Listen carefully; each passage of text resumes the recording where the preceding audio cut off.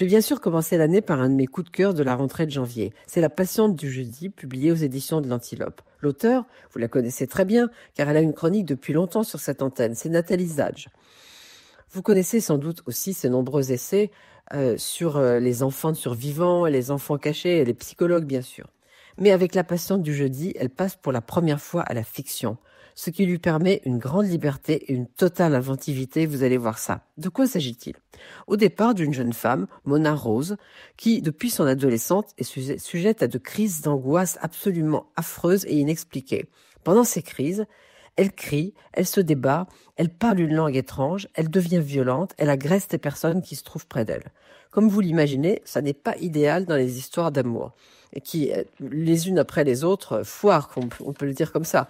Quand on se met au lit avec la personne qu'on aime et qu'on se retrouve soudain frappé et insulté, en général, ça se passe pas très bien. Mona, évidemment, avait déjà épuisé quelques psys, en pure perte, puis elle avait même abandonné. Alors là, elle prend un nouveau psy et elle va tous les jeudis, la patiente du jeudi, elle va tous les jeudis lui parler de ses échecs amoureux et de ce problème qu'elle n'arrive pas à résoudre. Parallèlement, on suit le destin, à partir du début du XXe siècle, de deux jeunes juifs polonais, Avrom Finkelstein et Moshe Rosenberg. Ils rêvent d'Amérique, ces deux jeunes. Eh bien, ils ne se contentent pas d'en rêver. Ils partent ensemble pour un périple qui doit les conduire en Amérique, en passant par la France. Les voilà donc à Paris. Ayant été dépossédés de leurs économies pendant leur voyage, ils doivent travailler pour reconstituer un petit pécule et partir pour l'Amérique, évidemment. Je ne peux pas vous raconter leur vie à Paris, mais c'est magnifiquement décrit par Nathalie Zadge. Je peux juste vous dire qu'ils tombent amoureux, bien sûr. Avram de Helen Goldstein et Moshe de Suzanne Rosner. Ils se marient, ils ont des enfants. Mais nous sommes dans les années 1930, donc la catastrophe est imminente. Non seulement ils n'iront jamais en Amérique, mais ils ne reviendront jamais à Paris. Quel est le rapport entre ces deux histoires, allez-vous me dire ?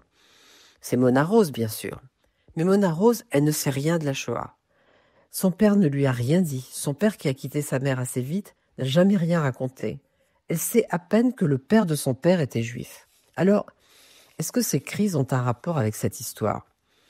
Déjà, cette histoire, il faudrait qu'elle la connaisse, qu'elle découvre que son arrière-grand-père était ce fameux Moshe Rosenberg dont je viens de vous parler.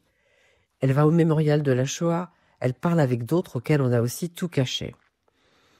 C'est ce qu'elle va faire. Mais l'histoire ne s'arrête pas là. Elle est bien plus complexe et vraiment, je ne peux pas vous dire quoi que ce soit parce que ça vous gâcherait totalement le plaisir de lecture de cette Patiente du jeudi de Nathalie Zadge.